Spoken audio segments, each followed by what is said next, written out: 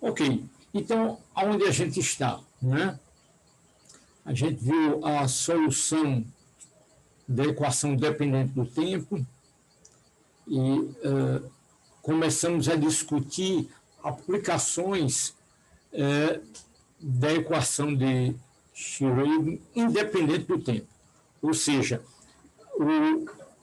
calcular valores e energias para o operador de energia, tá certo?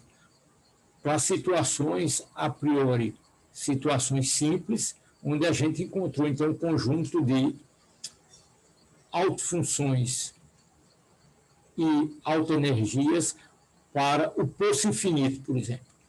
Poço infinito, eu vou voltar hoje um pouquinho sobre esse tema, porque eu vou falar sobre o poço finito, que é uma situação mais realista, e o poço infinito a gente pode comentar como um caso limite em que o potencial é muito, muito maior das energias das partículas.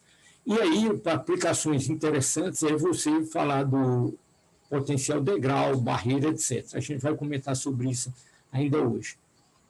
Essa parte de exercício de fixação a gente já tinha visto, então vamos nós. Ok, então, para falar do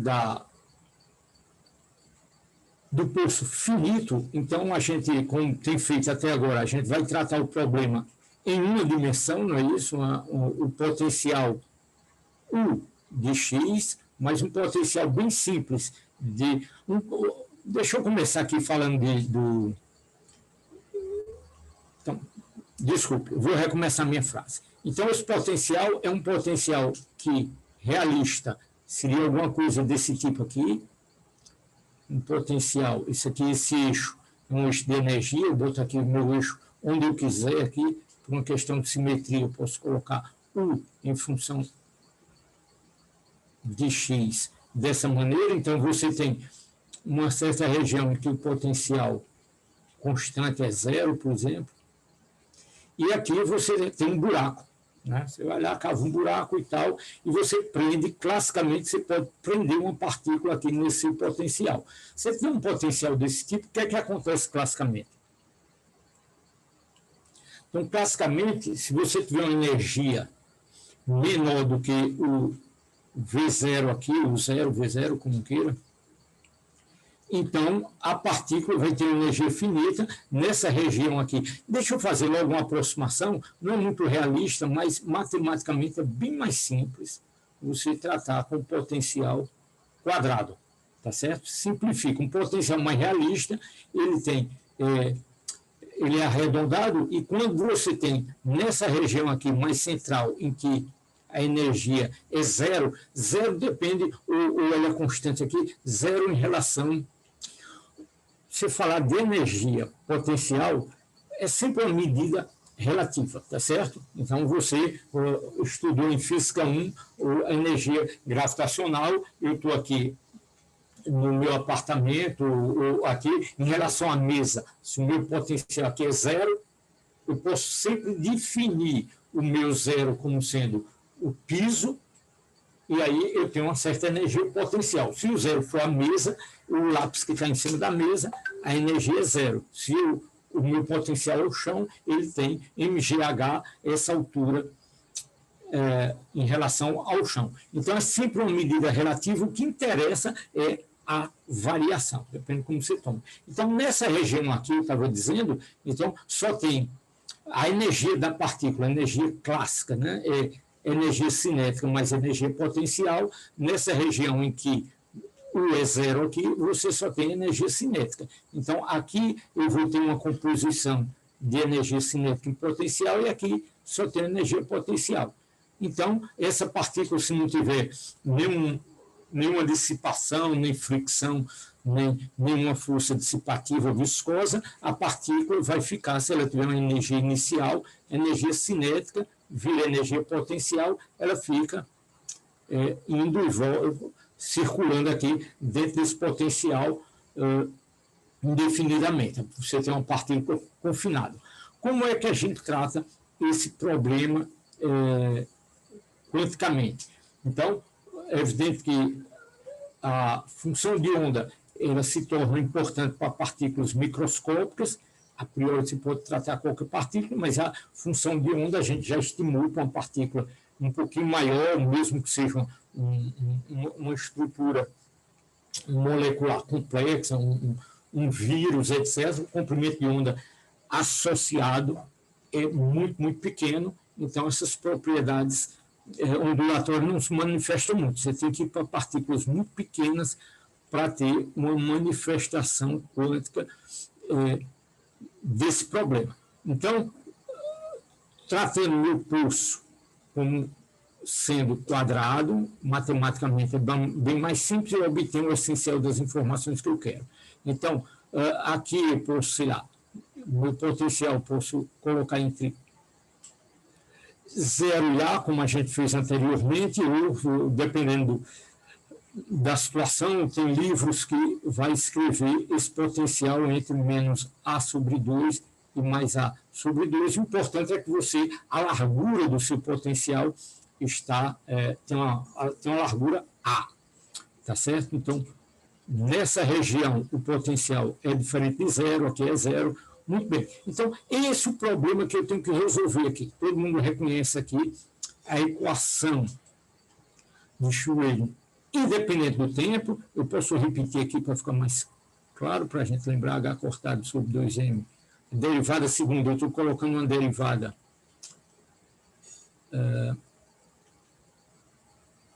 total, né?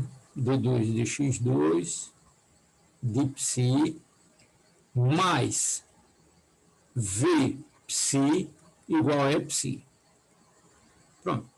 Essa é a equação que a gente obteve lá atrás, e eu posso passar esse V para o outro lado, e o termo de energia fica escrito dessa maneira, e vai ser conveniente escrever assim, porque você pode comparar E com V. Tá certo?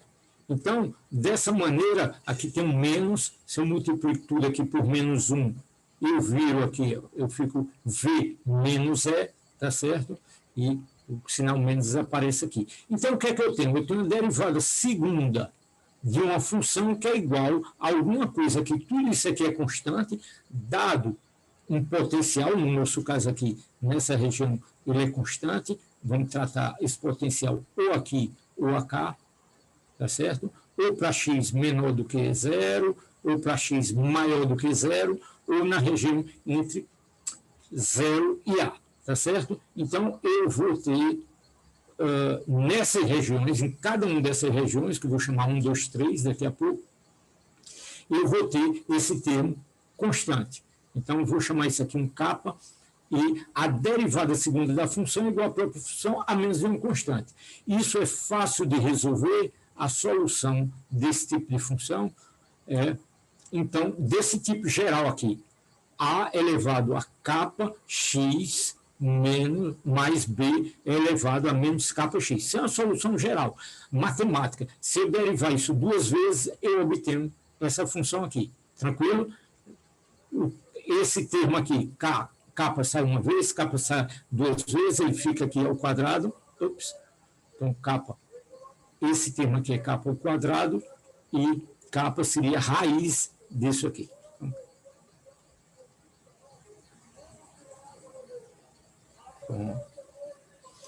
Ok? Então, eu derivo duas vezes, esse kappa sai uma vez, sai duas vezes, aqui é o sinal positivo. Aqui ele sai com o sinal negativo, sai outra vez o sinal negativo, fica kappa, então eu tenho uma solução desse tipo aqui. Tranquilo? A questão agora é como tratar isso aqui. Então, para tratar esse problema, que eu vou separar em 3 regiões, dentro do poço, vou chamar de 1, e as regiões fora 2 e 3. Então, se eu quero que essa função, pronto, fora na região 3 e na região 1, eu não quero que essa minha função ela cresça indefinidamente. Não é isso? Por quê? Porque minha função de onda tem que ser normalizada.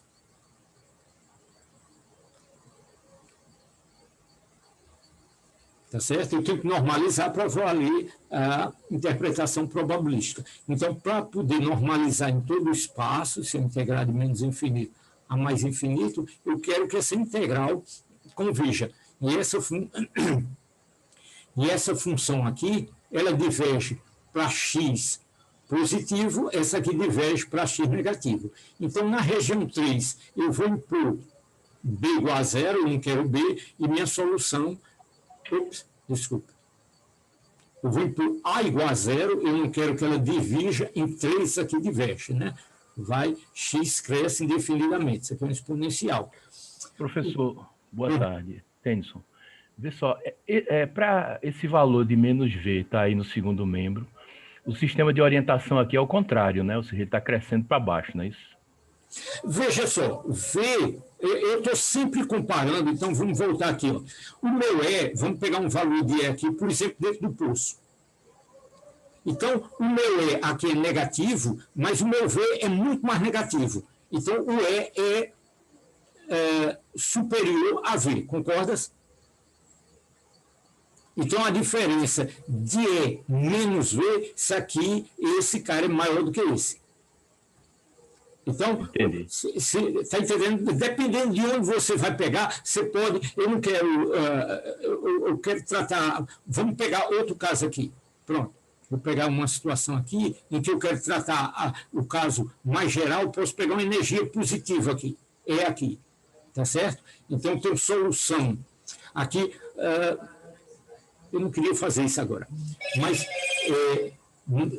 O fato que se eu pego essa energia positiva aqui, eu vou ter solução oscilatória aqui, vou ter uma solução oscilatória aqui dentro, com K menor, é fácil de argumentar isso aqui, e K menor aqui nessas regiões. Então, eu vou ter soluções oscilatórias. Daqui eu vou falar sobre isso, porque nesse caso aqui, a gente teria que ter cuidado em... Aí você disse, não, tem cuidado onde você pega o seu zero, mas o que eu quero dizer é o seguinte, que se esse cara aqui for positivo, tá certo? Se V é maior... Peraí, o que eu estou dizendo aqui? Se V é maior do que E, então eu teria que pegar o zero aqui, né? Eu teria que ser prudente. O que eu quero dizer? Deixa eu pegar meu zero aqui. Se eu pegar meu zero aqui, para ficar essa explicação mais fácil, se V igual a zero aqui, só tem o meu E, esse menos já estava, eu vou encontrar a solução que eu tinha antes, que eu vou mostrar para vocês. Se V menos E for positivo, esse número aqui, esse cara aqui, é um número, esse número aqui, é positivo. Então, eu vou tirar a raiz do número positivo, isso aqui vai ser um número real. Tranquilo, K vai ser real. Então, se K é real, esse cara aqui é um exponencial. Esse aqui é um exponencial. Vamos lá desenhar um exponencial. Uma coisa que cresce assim, ou uma coisa que decresce. Né? Ele cresce para X positivos. E aqui ele cresce, esse aqui decresce. Nesse caso aqui seria... Só para desenhar direitinho, exponencial decresceria dessa maneira. E é esse argumento que eu estou fazendo agora, de dizer que nessa região 3 aqui, nessa região positiva aqui, a x maior do que A, eu quero que minha solução seja desse tipo aqui. Razoável isso? Eu quero que ela seja uma solução que decresça assim, ó, exponencialmente, de maneira que para x indo para infinito, psi vai a zero, que é uma função bem comportada que eu posso fazer a normalização. Ok? Eu não quero uma solução que diverja para x infinito. Do outro lado aqui, na região 2, eu quero que minha solução seja o quê? Para x negativo, quem vai divergir é esse termo aqui. Vai crescer, né, dessa maneira aqui, e eu quero que ele converja para x indo para menos infinito, menos com menos, no lado x negativo aqui, menos com menos vai dar mais, e essa função vai ser bem comportada aqui assim. Tranquilo? Aqui, essa daqui com x negativo, ela vai divergir, vai crescer quando x vai para menos infinito, e essa aqui vai ser bem comportada. Então, bem tranquilo. Na região 3, a solução que me interessa, na região 3, é um psi, deixa eu chamar psi de 3 aqui, igual um certo B é elevado a menos capa x. E esse capa é real. Tá certo? Porque ele é a raiz do número positivo. Na região 2, a minha solução, vou chamar isso aqui B3, para não confundir, essa é outra constante. Na minha região, nessa minha região 2 aqui, nessa minha região 2, o meu psi2 vai ser do tipo um A2 é elevado a mais capa x. Tá certo? Porque o x é negativo, ela decresce, é bem comportada. Então, as soluções que eu quero é que ela decaia para x indo para mais infinito ou para x indo para menos infinito. Nessas duas regiões aqui, mas eu estou tratando o caso em que a energia é menor do que o meu V0. O meu V0 é esse cara aqui. Tá certo? Então, ela é menor. Então, ela é negativa, mas esse cara aqui é negativo. Então, a diferença aqui seria positiva e esse número aqui seria real. Na região 2, então, essencialmente o que eu escrevi aqui foi repetir, eu quero que V seja maior do que E, então eu quero que K, o meu K vai ser real e por uma questão da necessidade de normalização, eu tenho na região 3, o que sobrevive é o termo, esse termo aqui, e na região 2 é o outro termo. Tranquilo? X indo para mais infinito, o A cai fora, o X indo para menos infinito, menos, é o B, o B', como vocês queiram, é esse termo aqui que vai para zero, sabendo que A e B, vou chamar A1, B1, A2, B2, assim, dentro de cada região. Na região entre o potencial, e veja só, nessa região aqui em que V é igual a zero, o que é que eu vou precisar ter? Isso aqui é na região, desculpe, isso aqui é região,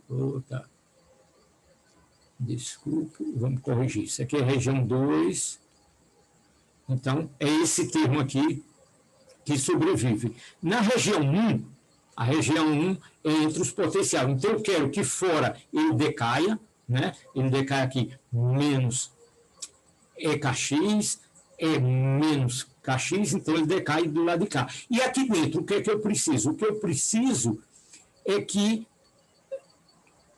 essa solução vai ser do tipo, essa raiz, o kappa era 2m, eu acho que é menos V, que virou V menos E lá dentro. Bom, presta atenção no sinal. O meu ponto aqui é que esse cara aqui vai ser negativo. Então, o meu kappa vai ser um número imaginário. Então, esse número imaginário eu vou multiplicar por I e vou escrever um K aqui. Tá certo? Ou o contrário. Tá certo? Eu vou escrever esse K como multiplicando ele por I e o K fica, então, um número real, o I fica explícito aqui. Então, as soluções vão ser desse tipo. IKX, o meu kappa é imaginário. Então, eu boto explicitamente IK. Está razoável isso? Então, essa solução é desse tipo aqui. É elevado a IKX ou é elevado a menos IKX, na região aqui dentro. E esse tipo de função, a gente já mostrou aqui, que esse tipo de função é o quê? É uma função do tipo seno-cosseno. Tá certo? Então, aqui dentro eu vou ter soluções desse tipo aqui, como a gente já viu. Ok? Agora, parece com o que a gente já viu no caso. Deixa eu admitir Deus. Parece alguma coisa, e tem que parecer mesmo, porque o poço infinito é um caso limite desse aqui, você tem soluções oscilatórias aqui dentro. Só que com a diferença, deixa eu ver se eu já escrevi aqui, é que eu vou precisar agora que essas funções... O que é que a gente fez quando tratou do poço infinito? Deixa eu comentar aqui sobre o poço infinito. Se o poço é infinito, se eu vou crescendo esse termo aqui, se o V cresce, esse K vai ficando cada vez maior e significa o quê? Significa que a função ela vai decaindo cada vez mais fortemente.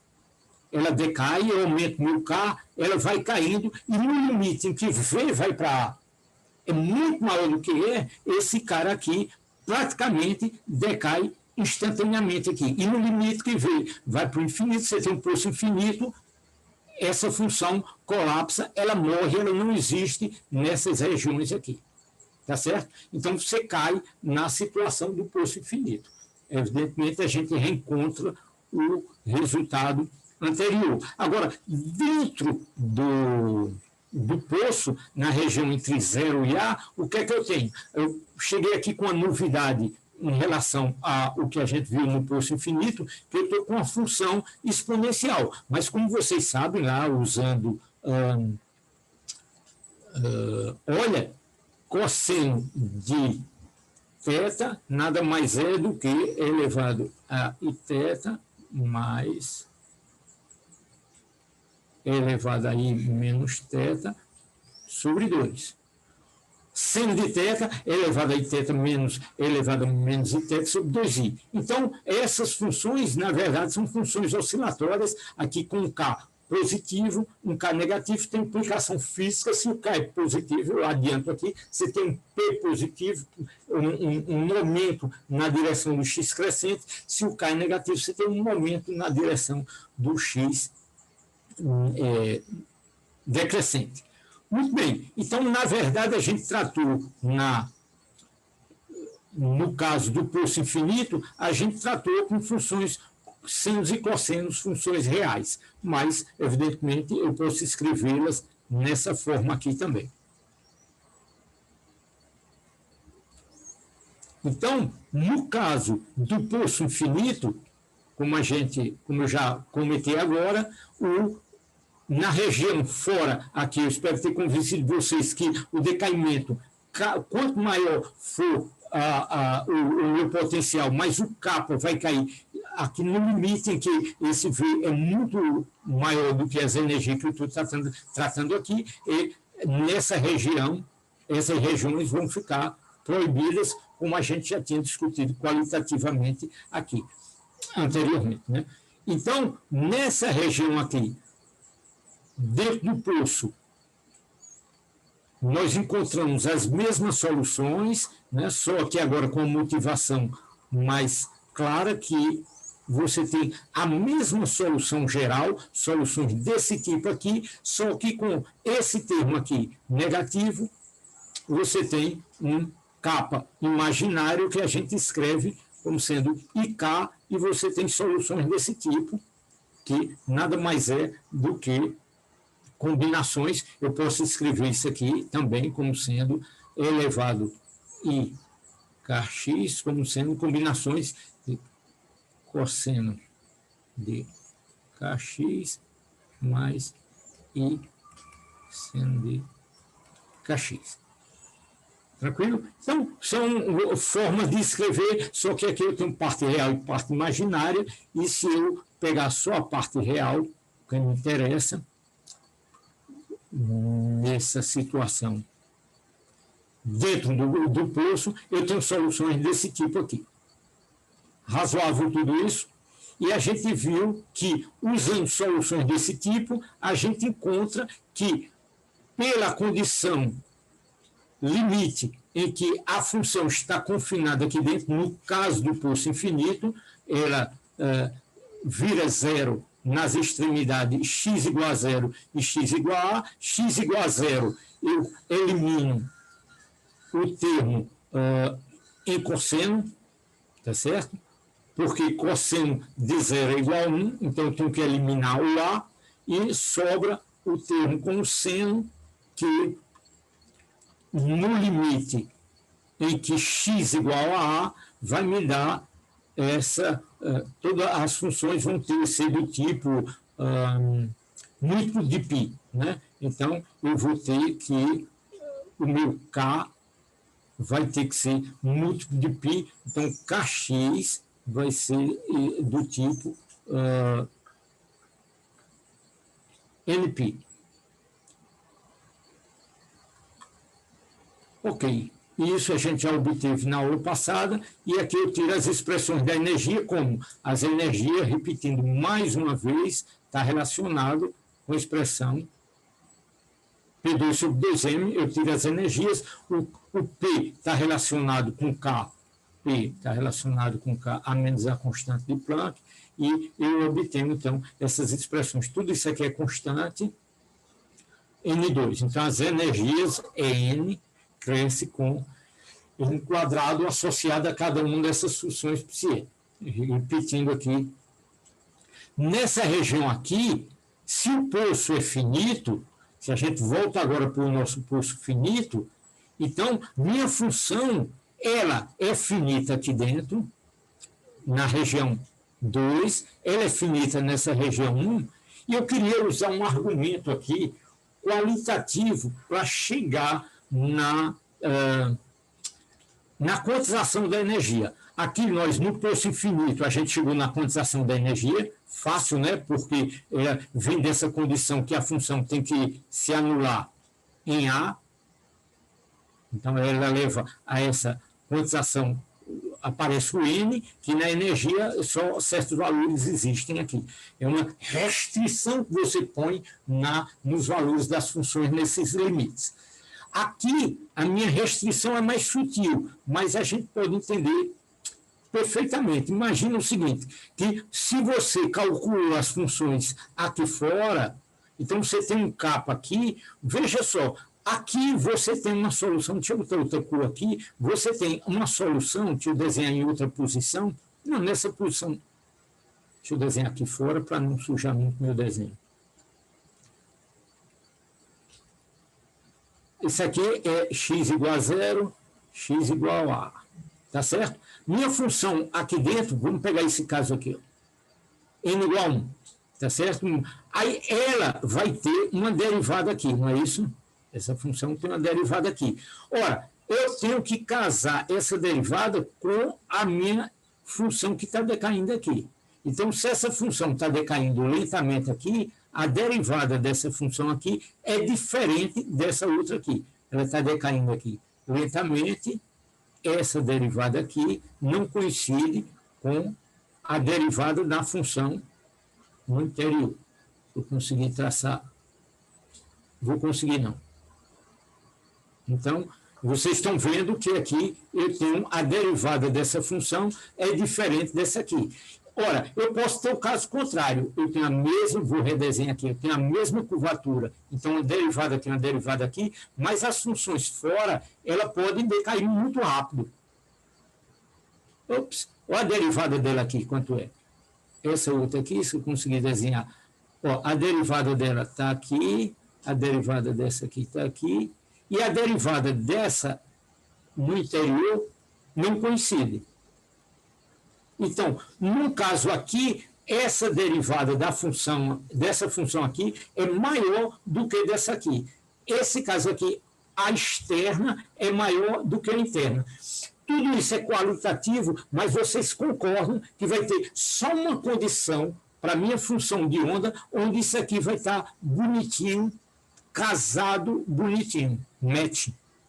Você vai ter um casamento aqui, match, dessa função, da derivada aqui no interior e no exterior. E somente nessa condição que você vai impor uma relação entre os Ks que você vai ter a sua energia bem definida. Então, isso aqui, essa argumentação qualitativa, faz a gente entender que as energias também vão estar quantizadas. Matematicamente, como é que você calcula? Você vai calcular suas funções da seguinte maneira. Eu tenho, na região 1, a minha solução geral, tá certo? Na região 1, eu agora tenho a solução mais geral possível, que é, eu chamei A1 exponencial de Kx mais B na região 1, é um B. Eu podia chamar isso aqui de constantes diferentes, né? Podia chamar A, B, C, D, E, F. Ficaria mais simples, mas eu coloquei índice, paciência, espero que não confunda. Esses A's são diferentes. Posso chamar aqui, repito, de letras diferentes. Então, aqui é A e B. Agora, eu posso arrumar isso aqui e escrever isso aqui como um seno, por exemplo. Por que é seno? Porque se eu tivesse desenhado meu poço em torno de x igual a zero, a função conveniente aqui é cosseno. Em zero, ele é diferente de zero, ele é máximo. Se eu desenho meu poço assim, de 0 a A, aqui eu posso fazer entre menos A sobre 2 e mais A sobre 2. Então, as funções aqui é do tipo cosseno. Aqui é função do tipo seno, que é a mesmíssima coisa, só que está deslocado. Então, seno, continua aqui, a solução que me interessa é essa aqui. Então, eu tenho funções do tipo aqui, na região 1, do tipo cosseno. Está razoável isso? E o que é importante é o seguinte, que esse cara aqui é uma solução do tipo oscilatório, desse número imaginário. E eu tenho uma composição de Ks positivos e Ks negativos. Nessa região 2, então, eu digo que minha solução geral é do tipo A2 elevado a kx. Ups. Isso aqui está errado. Na região 2, que é essa região aqui, eu teria que apagar. Não vou conseguir apagar aqui. Vou fazer uma borradeira aqui, é capa. Então, é real. Desculpe. Então, nessas regiões... o meu ponto aqui é o seguinte, que nessa região, estou repetindo o que eu disse há pouco, esse termo aqui eu tenho que anular, porque eu não quero que quando x cresça, esse cara aqui divirja. Então, o único termo que vai sobreviver é esse cara aqui. Então, esse aqui eu elimino, esse aqui eu elimino para a região 3, x crescendo, eu não quero que ele vá divergir. Tá certo? Então, eu tenho uma solução. Oh, que tristeza. Então, eu tenho uma solução oscilatória. Esse aqui, vou ter que apagar o I de novo. 1000 perdões. Mas, visto a tempo, a gente recupera. Então, está correto isso? Está errado. Está cheio de erro isso aqui. Então, isso aqui é a região 3, que eu quero que sobreviva, é esse termo que decai, é menos. E na região 2, eu quero que o que sobreviva é esse termo aqui, que quando x é negativo, esse que decai. Esse aqui vai para 0. Aqui é a região 2, isso aqui é a região 3, tá certo? Perdão pelas expressões. Então, o que é que eu tenho? Eu vou ter que ter soluções desse tipo, que eu vou ter que, na região 2, deixa eu mudar aqui, na região 2 e 3, eu tenho uma função real que decai. Então, o que interessa é o módulo de psi ao quadrado, que vai me dar densidade de probabilidade. Então, quando eu fizer isso aqui ao quadrado, eu tenho uma probabilidade diferente de 0 de encontrar a partícula fora do pulso. Isso aqui é o meu psi quadrado nas três regiões, tá certo? Ela é constante aqui e aqui é zero, quando eu faço a integral, a média nessa região. Isso é verdade? Ela é constante?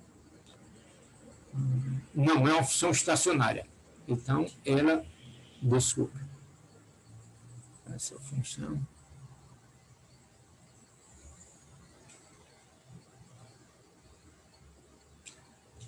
ela é zero, uma função kx, se ela estivesse deslocando para a direita ou para a esquerda, o valor médio é zero. Mas aqui, como é uma onda estacionária, então o quadrado disso aqui. E isso aqui, está horrível isso aqui, né? Estou cometendo erros, mas estou corrigindo em tempo real. Então, espero que não tenha... Então, o quadrado dessa função, como é que fica? Seria um jeitão assim...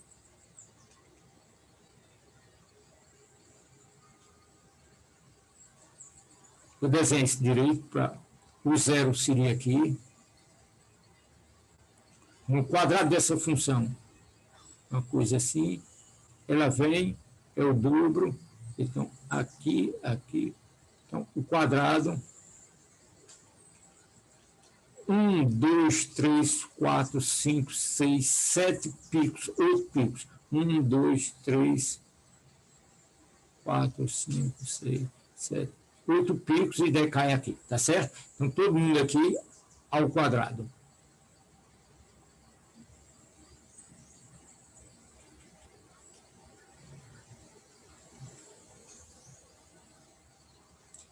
E o importante é que nessa região aqui existe uma probabilidade de você encontrar a partícula fora da região em que o potencial é maior do que a energia. Classicamente, a probabilidade de encontrar a partícula na região que o potencial é maior do que a energia da partícula é zero. Ele bateu aqui, a partícula bate aqui e volta. Aqui não, existe uma probabilidade de você encontrar a partícula fora dessa região. Então, como é que eu garanto, como é que eu calculo a minha função? Então, para garantir a continuidade da minha função de onda, então minha função de onda psi tem que ser contínua, mas veja só, qual é a equação que eu estou resolvendo? Eu estou resolvendo uma equação de uma derivada segunda, d2 psi, dx2 igual a kappa psi. Né? Esse termo tem todas as constantes aqui e tem um kappa 2. Ó. Tá certo? Então, para resolver isso aqui, para ter uma derivada segunda, a minha função psi' no sentido d psi dx, para poder derivar a segunda vez, a minha primeira derivada tem que ser uma função contínua também. Psi tem que ser contínua para eu poder derivar e ela ser bem comportada, mas eu tenho que ter, sobretudo, a primeira derivada contínua também. Então, eu vou usar da continuidade de psi e de psi estrela, da função de sua derivada, para poder calcular esses valores dos coeficientes. Então, eu não vou fazer aqui para o pulso de potencial, então, dependendo da condição, você pode ter as seguintes situações. Você pode ter a boa página. Deixa eu tentar desenhar aqui. Desenhar aqui no cantinho. Você tem o poço de potencial aqui, você tem uma condição em que a energia é menor do que V0, a altura da barreira, e aqui o que é que você tem como solução? Uma função que decai aqui, que oscila aqui dentro e que decai aqui, tá certo? Então, essa é a minha solução. Oscilatória aqui dentro e decai nas regiões externas. E se o meu potencial, se a minha energia for maior do que a energia do meu potencial, se a minha energia, aqui eu estou com E aqui eu estou com E aqui. Então, o que é que vai acontecer? O kappa vai ser imaginário em todos os casos, na região 1, na região 2 e na região 3. E o que é que você vai ter aqui? Você vai ter uma solução que, evidentemente, eu vou ter que fazer o casamento aqui entre a função e a derivada, ela vai oscilar aqui mais rápido, a velocidade é maior, daqui a pouco eu explico porque eu estou falando de velocidade aqui, e ela se propaga mais lenta aqui fora. Por que eu estou falando de velocidade? Porque eu estou comparando, quando eu falo de K, esse K está relacionado com P. Quanto maior o K, maior H. P é igual a H cortado K. Então, quanto maior o K, maior o P. Quanto maior o P, maior a velocidade. Tá certo? Então, é nesse sentido que eu estou desenhando dessa maneira. Então, tem a região com E menor do que o potencial e com E maior. Então, dependendo da situação, você vai ter que escrever essas equações. E isso, quem tiver interesse em dar uma olhada, eu vou botar um problema aqui na lista, que não é exatamente isso, eu não vou pedir para vocês resolverem isso aqui, mas esses problemas estão resolvidos lá com mais detalhes no Gazierovitz e no livro do Berman. O nosso livro texto, que a gente está seguindo mais de perto, o Griffiths. O Griffiths, ele trata de problemas que eu acho que ele trata de potenciais deltas e tal, eu acho que é menos interessante aqui. Eu prefiro esse tipo de potencial que rapidamente você pode ter uma justificativa para potenciais desse tipo. E esse problema que eu quero colocar na lista, que eu tenho que fazer uma estimativa aqui, que eu gostaria de botar uma lista onde vocês tivessem que estimar o problema que eu estou imaginando é o seguinte: qual é o potencial de confinamento de um próton? Se você disse que o potencial nuclear, né, quem segura os prótons no núcleo? O potencial nuclear. Parênteses aqui para a cultura de vocês. As interações físicas que existem, vocês conhecem duas delas e são menos familiares em termos do dia a dia de outras duas. Interação gravitacional, todo mundo conhece muito bem, é a interação entre massas, né? É o que faz a gente ficar preso aqui no planeta Terra, é o que segura a Lua em torno da Terra, a Terra em torno do Sol e assim por diante. Então, a interação gravitacional, uma interação entre massas, a interação eletromagnética entre partículas carregadas e que é responsável por toda a interação química, biológica, etc. Nós somos essencialmente fruto dessas interações eletromagnéticas, né, que mantém a estabilidade dos átomos, moléculas, etc., etc. E existem duas interações de um alcance muito curto, da ordem das dimensões nucleares, são as interações fortes e fracas.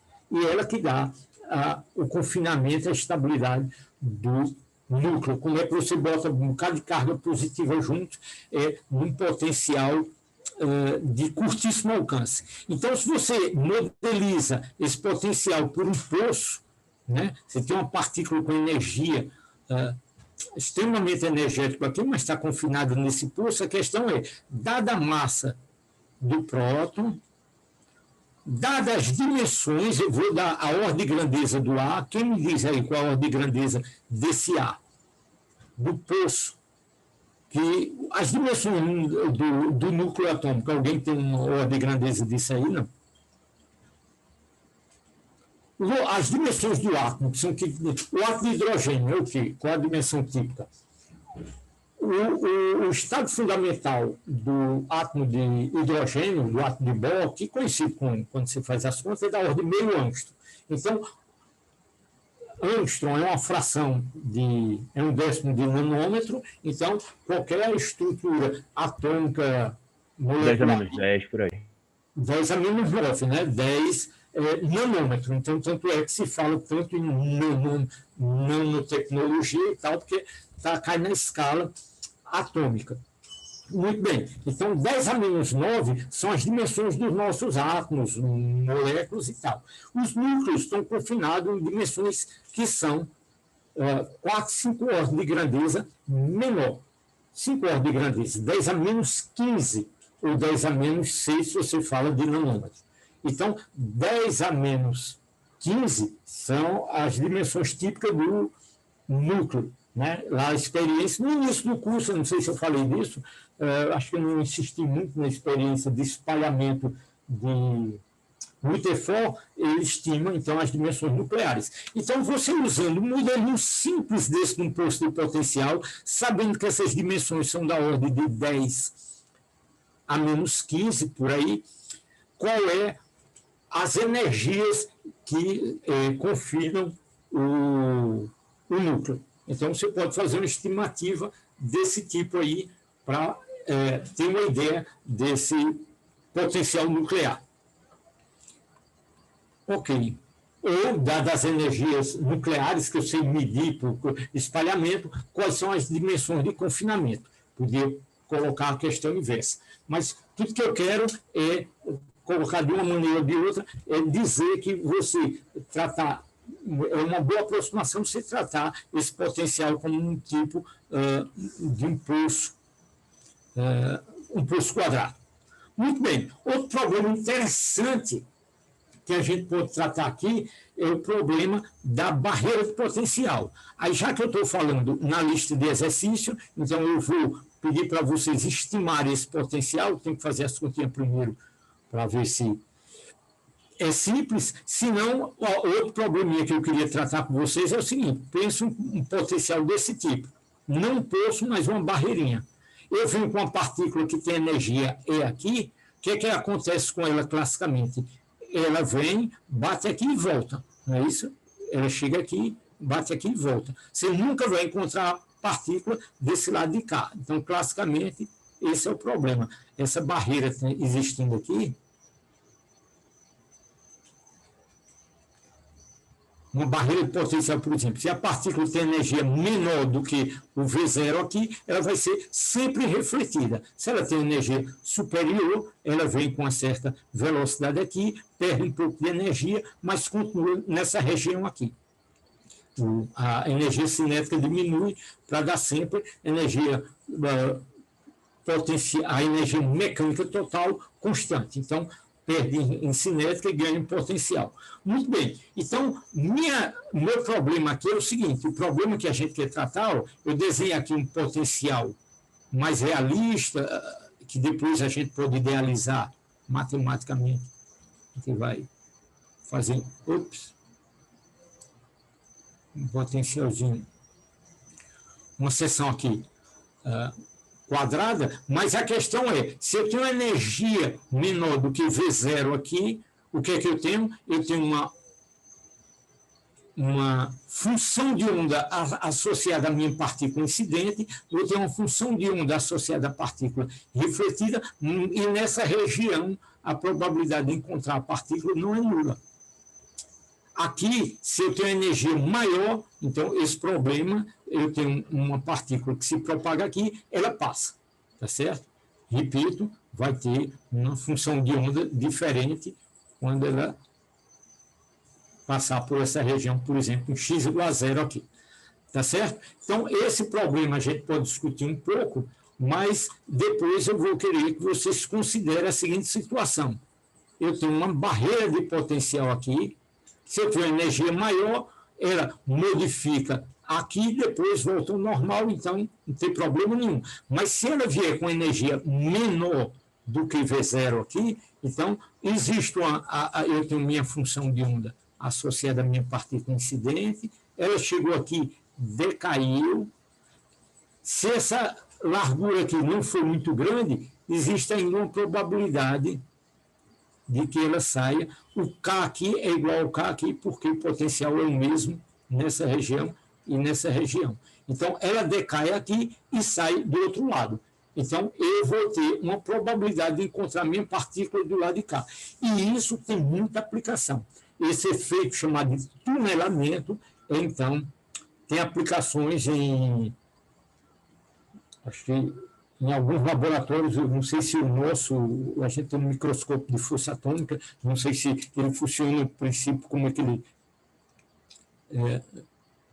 você usa, então, o tunelamento exatamente para sondar, fazer a passagem de elétrons de uma região para outra.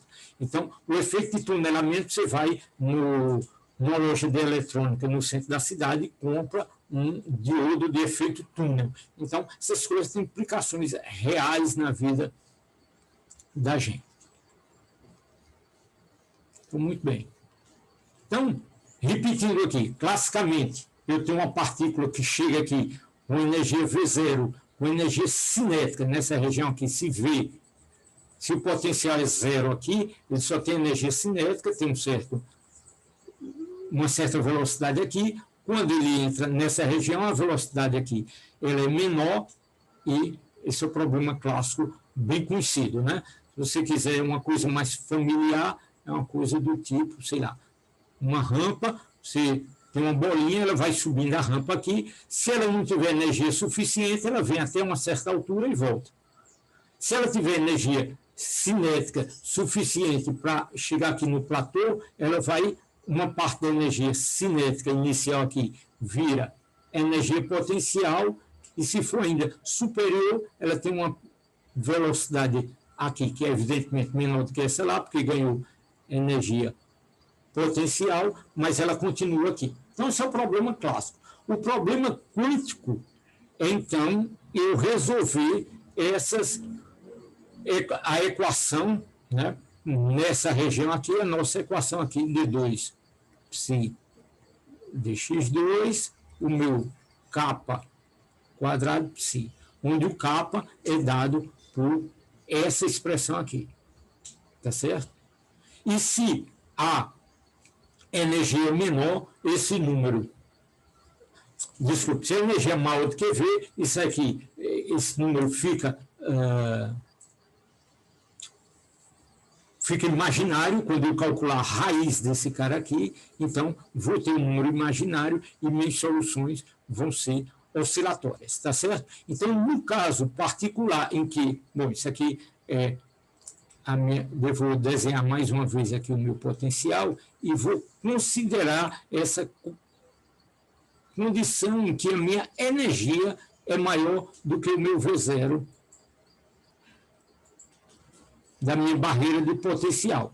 Então, eu tenho uma solução nessa região que eu chamei de 1, dada por essa função. Minha solução geral, eu tenho uma função desse tipo, o K aqui é progressivo, quer dizer que eu tenho, esse cara está indo para a direita, esse sujeito está indo para a esquerda, esse aqui está indo na região 2, então, na região 1, estou indo para a direita com esse primeiro termo aqui, estou indo para a esquerda com esse outro termo aqui, e nessa região 2 eu também tenho a mesma coisa, só que aqui o que é que eu vou fazer? Eu vou pegar esse termo aqui e vou dizer que ele é zero, D igual a zero. Por quê? Porque eu quero a situação, eu quero descrever que situação física. Eu estou incidindo essa onda aqui, que eu estou chamando de A, psi A, está incidindo, ela é refletida, a parte refletida é essa parte aqui com B, com esse coeficiente B, e a parte transmitida é esse cara aqui, psi2. Tá certo? Eu não quero... Claro, aí você diz, eu não posso ter esse caso aqui? Posso. É quando está vindo uma onda de mais infinito, está vindo do lado de cá. Mas eu não quero tratar isso, eu quero tratar só o caso em que, chegando lá, o que é que eu tenho? Eu tenho saindo B e transmitindo C. Razoável isso? Então, é nessa condição que eu quero estabelecer minhas condições de contorno, minhas condições limites, que é, tá certo? Então, está repetido aqui, né? Eu quero que minha função incidente seja essa aqui, essa aqui representa minha função refletida. Como eu não quero nada vindo do lado de cá, o que vem vai ser refletido, vai ser dado por esse termo aqui, C elevado a menos I K'. K' é, K' é da região 2. É a região 1, é a região 2, tá certo? X. Muito bem. Então, é essa a condição que eu tenho aqui com essa solução. Pronto, aqui está bem resumido. Vamos nós. Então, na região 1, eu tenho incidente, refletido, e na região 2, o transmitido. Tá certo? Nessa região aqui, desenho pela enésima vez, eu tenho aqui a energia, o zero, pegando o nível aqui, nessa região eu tenho E aqui, e nessa região 2 eu tenho E menos V, tá certo? Então, o K está relacionado a E, nessa região 1, e o K', K', está relacionado a E menos V0. V0 é essa altura aqui. Muito bem. A continuidade, então, aplicando a condição de continuidade de psi e de psi', para não confundir, psi', estou significando isso como sendo d psi dx. Ok? Então, em x igual a zero, x0, se vocês quiserem, vou pegar a barreira, vou colocar em x igual a zero, e eu tenho que psi1 em zero tem que ser igual a psi2 em zero. D psi dx em zero, em x igual a zero, igual a d psi dx2, d psi dx, né, a primeira derivada, em x igual a zero. Essa é a continuidade que eu quero ter. Então, eu tenho essa solução aqui. Ora, se eu faço x igual a zero, esse termo aqui vira o quê? Qualquer número elevado a zero é igual a 1, então fico A mais B. Então, tem A, está escrito aqui bem.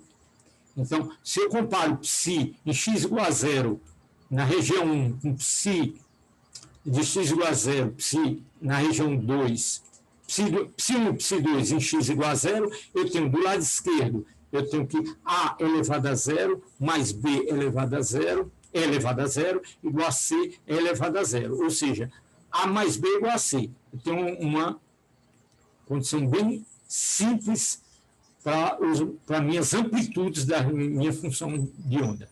Aqui, se eu comparar as derivadas, quando eu derivo essa função aqui, vai aparecer, quem é a derivada disso aqui? Vai ser A, desce o IK, não é isso? E elevado a IKX mais B, o menos B elevado a IK elevado a IKX, tá certo? E do outro lado, C positivo. E K' é elevado a IK'X. Muito bem, eu vou igualar isso aqui no ponto x igual a zero. O que é que eu obtenho? Eu obtenho IKA, menos IKB e K'C. Botando o IK em evidência, fica IK A menos B igual IK'C. O I dança com o I, e eu fico então com a relação. A primeira relação aqui, está aqui, A mais B igual a C, K A menos B igual a K'C. Muito bem. Na verdade, está escrito aqui, desculpa. Então, está escrito aqui bem bonitinho, e eu tenho essas relações. Qual a dificuldade aqui? Se aqui tem uma dificuldade. Eu tenho duas equações, né? Uma que veio da continuidade da função de onda, a outra da derivada da função de onda, e eu preciso obter A, B e C, tá certo? Ora, eu só tenho duas equações e tenho que calcular três valores aí, três variáveis. Então, tem uma dificuldade aqui que a gente supera muito facilmente, lembrando que a função de onda, o que me interessa as constantes, eu posso sempre normalizar, no fim eu normalizo. Se eu tiver uma função de onda, aqui, ó, essa aqui é a função de onda que descreve uma certa partícula, essa é a função de onda que descreve a minha partícula. Essa mesma função, se eu multiplico por uma constante, a distribuição é a mesma. Então, qualquer função que seja múltiplo dessa, representa a mesma coisa. E é quando eu fizer a normalização de tudo isso que vai me dar a amplitude correta. Então, não preciso, eu vou ter sempre um fator a mais. Então, como eu vou ter que fazer a normalização mais para frente, eu tenho um fator mais aqui. Então, o que é que eu faço para simplificar? Eu faço, por exemplo, A igual a 1, e fico só com duas constantes, que vão ter os valores que vão aparecer na normalização. Só preciso de uma constante nessa primeira equação e uma constante nessa outra. Tá certo? Então, uma está relacionada com a outra. Então, a equação fica como? Se eu digo que o meu A é 1, eu fico 1 mais B igual a C. IK 1 mais B igual IK linha C. Tá certo? Então, duas equações. Agora ficou fácil. Aí eu tenho que tirar o valor de B em função de K e K' e tenho que tirar o valor de C em função de K e K'. Tá certo? Isso é um exercício fácil de fazer. Eu deixo para vocês. Espera aí, deixa eu abrir aqui, fazer isso. A gente tem tempo, está terminando a aula praticamente. Eu só quero falar desse exposto, não vou entrar não vou entrar no... Ops.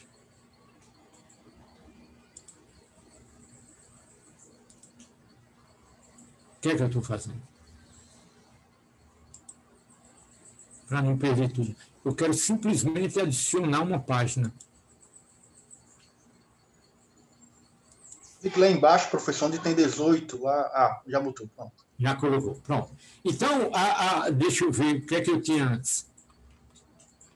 Eu tinha 1 mais B igual a C. Rapidinho, fazer isso aqui para vocês, que está acabando a aula, vocês não reclamaram comigo. 1 mais B igual a C e IK 1 menos B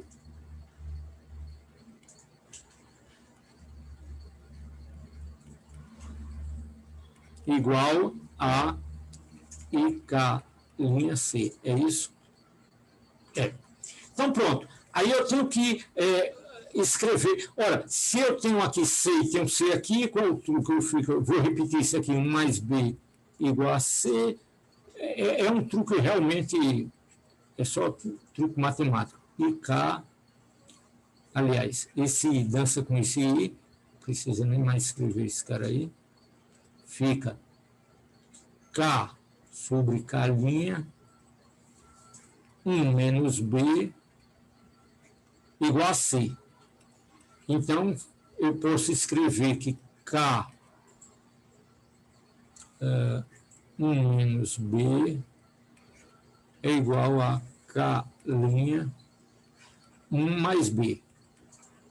Pronto. É só arrumar aqui, como é que... Só abrir aqui e isolar o B. Então, fica K menos KB igual K' mais K', Aí eu vou isolar o B aqui, como é que eu fico? Fica B que multiplica K mais K', tá certo? Passei tudo que é para o lado direito, e do outro lado fica K menos K'.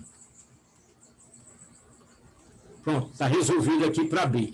Então, B é igual a K e em cima K menos K'. Tranquilo? E aí eu não vou fazer o outro, não. Deixo para vocês. E obtive esse cara aqui, você substituindo esse B, sei lá, nessa expressão aqui, por exemplo, você vai encontrar que C vai ser 2K, K mais K'. Então, está aqui o C. Então, calculei os coeficientes em termos de quê? Em termos da propriedades aqui do meu da energia da minha partícula incidente, se ela tiver, nesse caso aqui a gente está considerando que a energia é maior do que V0, então esse K e K' estão relacionados com o K' está relacionado com as diferenças de energia. E vou refazer minha frase. O K está relacionado, deixa eu botar aqui, eu acho que é isso, é menos V0, a menos de o sinal é isso aqui, e o meu, mas esse cara aqui é 0, né? Na região da esquerda. E o K, assim, aí sim.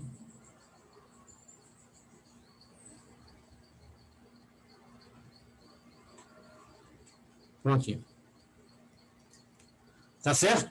Então, esses caras eu conheço, porque eu sei qual é a altura da minha barreira e a energia em relação a essa altura, e sei, então, calcular a probabilidade, qual a probabilidade dela ser refletida ou ser transmitida. Eu vou fazer a probabilidade, vai estar relacionada com a função de onda ao quadrado. Então, eu vou fazer uma relação entre B² sobre A², e isso vai me dar a probabilidade dele ser refletido.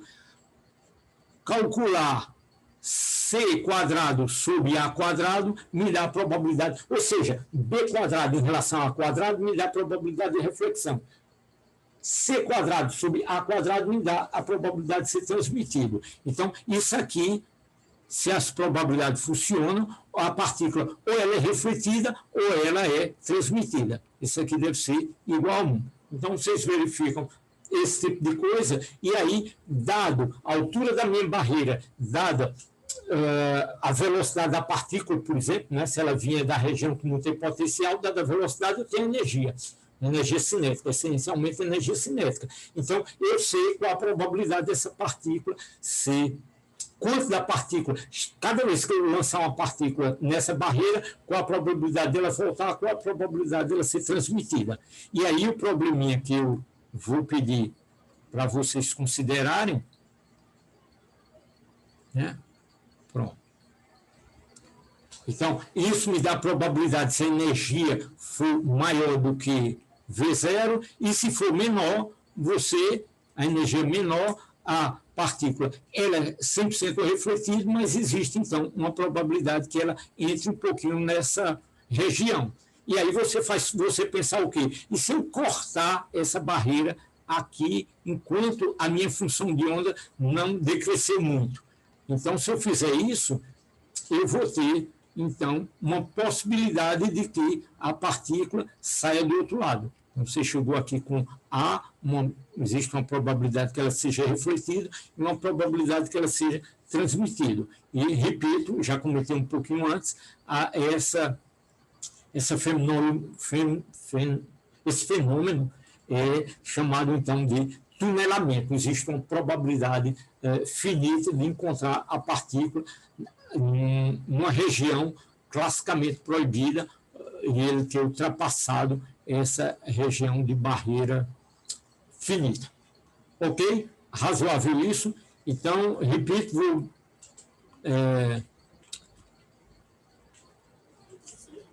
propor 2 probleminhas simples para vocês sobre esse tipo de barreira e sobre esse tipo de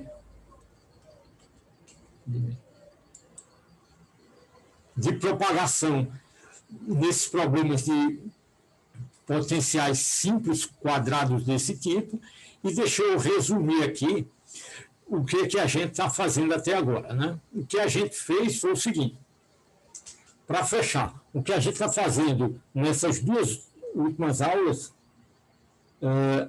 fizemos exercícios, né, na aula passada, eu acho que na aula passada a gente ainda fez exercícios, mas de uma maneira geral, pelo menos hoje, quando falamos do pulso infinito, foi fazer algumas aplicações para esse operador de energia, a equação de Schrödinger, independente do tempo. Equação de altos valores por operador de energia. O que a gente obteve? Obteve valores de funções de onda associado a uma energia E, né, tá certo? A função de onda da partícula em função de x. Então, você tem as N soluções, né, N infinito, associado aos seus respectivos N's. E esse conjunto de funções, se mostrando que eles são ortogonais, nesse sentido do produto interno, então, isso aqui é uma base onde você pode exprimir qualquer função em termos das funções dessa base. Está meio ceboso aqui, deixa eu repetir, isso aqui é uma soma em N de CNs, esses são os coeficientes, é o peso que está relacionado ao peso estatístico, né? Porque o peso estatístico é o quadrado, CN é o coeficiente simplesmente de cada um, psi, deixa eu botar um N aqui, sabendo que essa função aqui foi obtida desse operador de energia, psi. É isso que eu quero chamar a atenção aqui.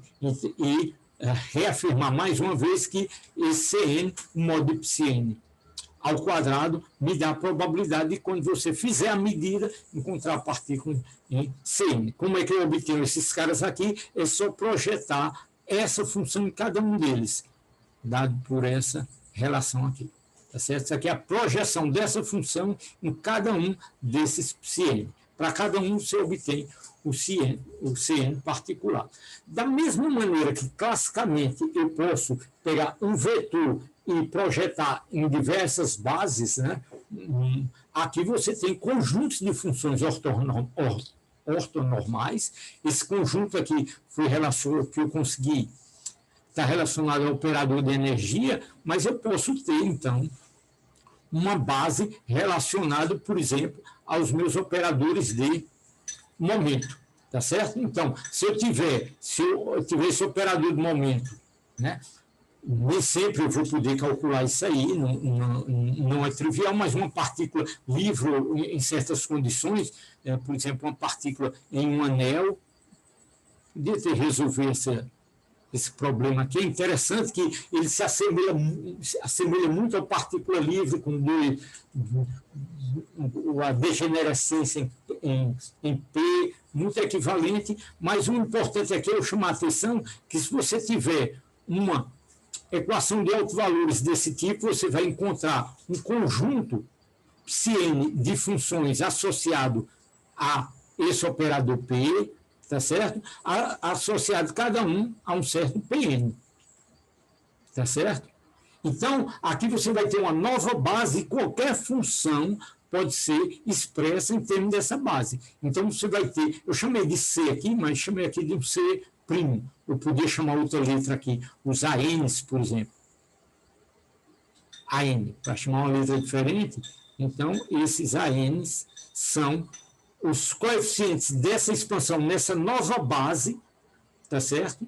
E qualquer função pode ser escrita em termos as funções nessa base psi de P, por exemplo. Tá certo? Então, qualquer base que eu construa, eu posso exprimir qualquer função nas funções dessa base, desde que eu garanto que essas funções são ortonormais. Muito bem. E, evidentemente, para obter os Cn' ou os As, eu tenho que projetar minha função em cada elemento dessa base. Tranquilo?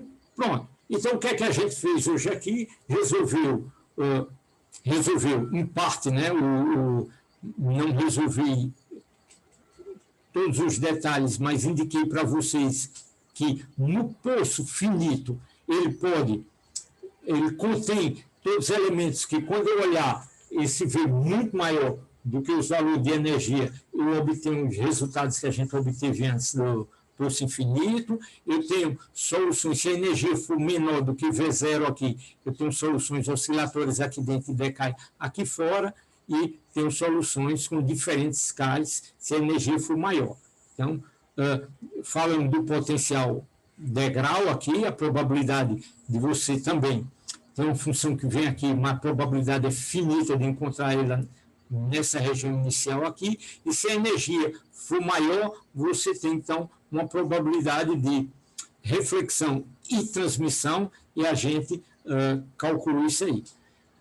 Que mais? Então, eu posso inventar várias situações, por exemplo, um elétron que está dividido em dois núcleos, num modelo muito simples, eu posso dizer que eu tenho dois potenciais desse tipo aqui, né? E posso dizer que minha partícula vai tunelar de um a outro e tal. Então, eu posso usar de uma maneira útil esse tipo de simplificação nos potenciais. Evidentemente que um potencial físico real, você tem um potencial 1 sobre R em torno desse núcleo aqui, 1 sobre R em torno desse segundo núcleo aqui, e o potencial mais realista é desse tipo aqui, né? E aí você pode aproximar de uma maneira e obter algumas informações que, às vezes, numericamente batem bastante bem com os cálculos mais precisos. Então, não é inútil você entender, não só pelo fato de você ter uma compreensão do comportamento quântico nesses potenciais simples, mas, mais do que isso, esses potenciais podem ter utilidade e podem dar informações sobre sistemas reais. E o oscilador harmônico é o próximo sistema que a gente vai tratar. A gente vai fazer isso na quinta-feira. De toda maneira, a aula está bem adiantada. Só teria o início do oscilador harmônico. A gente não vai começar agora, deixa isso para quinta-feira. Provavelmente é Martina que deve dar essa aula, eu não vou poder. E certamente ela vai fazer muito melhor do que eu. Bom para vocês. Alguma pergunta, algum comentário?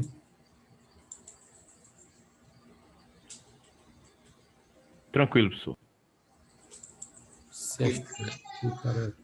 Acho que ainda não. Estou só escutando aqui. Mas está tranquilo. Eu quero...